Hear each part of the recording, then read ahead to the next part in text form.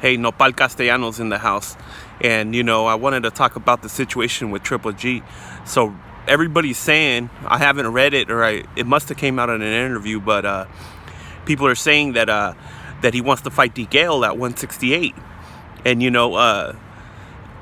what do I think about that? A lot of things go through my mind on that one. Basically, the first thing that goes through my mind, I think he's getting ready to give up them belts. He knows that they're gonna go with the other guy that he's gonna fight against, basically. And we already found out that he doesn't really care about unifying. He doesn't really care about his legacy. So now he wants to move up to 168, and he's gonna only to fight DeGale. And it's not a big surprise, because we know that when David Benavidez wanted to call him out, they basically begged them not to mention his name, because they don't want to look bad in front of the media. And one thing that you always got to look at is Triple G and his weight, and the things there. You got to pay close attention to how they always talk about weight and which way, how the situation is. So whenever they ask him, what's up? Are you down to fight this guy? And when it's a big challenge, he always rushes to cut them off, and he says, no, I'm a small 160. I'm not a big 160 pounder. So, that excuse right there, it works for a lot of situations for him. That excuse right there also helps for whenever he wants to cherry pick a guy from welterweight, or cherry pick a guy from 154. So you got to keep close attention to what they do when they cherry pick a welterweight or a 154 pounder. Whenever they cherry pick these kind of guys, and they did the same thing versus Canelo, because we know that Canelo is a small, he's a small middleweight. He might look like he's heavy and stuff, but he's a small middleweight. He's got small reach, and he's got small height for that weight. So going back to what I was saying, you always gotta look at what these guys do every time they fight somebody that is kind of small. You know what I'm saying? And I think they did it for one of the guys that they really knocked out bad. I think Curtis Stevens is his name. He's really short, and I think that's if I don't know if I'm wrong, but that's the guy that Lemieux just fought not too long ago and knocked him flush out. We know that guy's a very small middleweight, and basically what I'm saying is, every time they fight a guy of these calibers that are a lot smaller than Triple G, these guys will try to put up a smoky window or a smoke screen. And what they do is they when it's time to send the 30-day weigh-in, they'll purposely come in underweight. You know what I mean? They just come in underweight. Basically, they show you a picture, and it's like he'll be on weight a long time before that. Now, does that technically mean that he's a small middleweight? No, it doesn't. It just means that he's they're hip to the game, and they're trying to play us all, basically. They're trying to basically they're just playing everybody. So what they do is, because he still has control of his weight, but a small middleweight he is not. You know what I'm saying? So they purposely come in underweight for the 30-day weigh-in.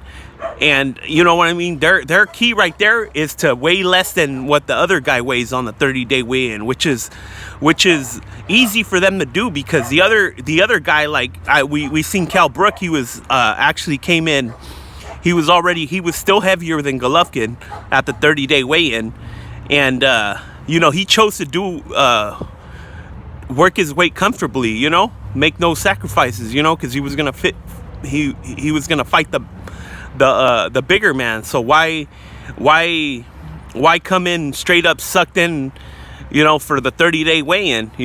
It's not like he's gonna fight a welterweight. He was moving up in weight, and Vanez did the same thing too.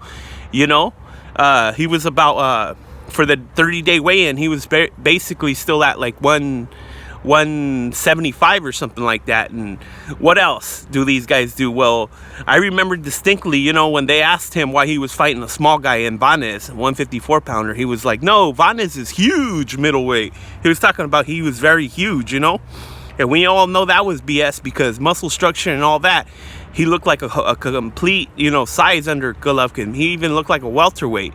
Now when you see Golovkin up in there fighting with these guys, now I don't understand, but you got to understand, the Triple G fan base, they just go with it. They'll even tell you, well, a lot of their arguments, they always try to justify it. They said that Brooke was heavier than him and everything. So we know this guy likes to play the game with the weight.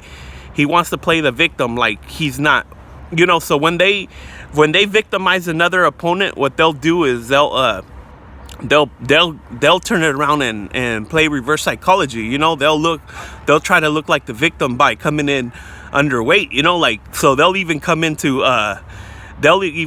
the fight pound under. So basically at the weigh-in, he'll be like 159, and they're like, see, I'm not a big guy, I'm a small middleweight. So I don't know, I haven't really noticed anybody else that's hip to this game they like to play. So let's move on to just him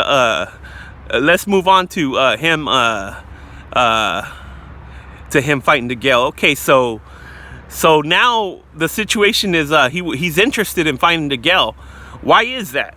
Okay, so I think that he's basically getting ready to lose and lose them belts. So now he's gonna go ahead and cherry pick the guy that'll bring him money and the guy that's the easiest, because we know that if he fights David Benavidez, man, he ain't gonna be able to keep up with that.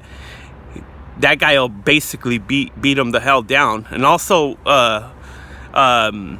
Zurdo Ramirez, I mean, he's not going to be able to compete with him, because Zurdo knows how to fight on the back foot and then come back in and use his reach.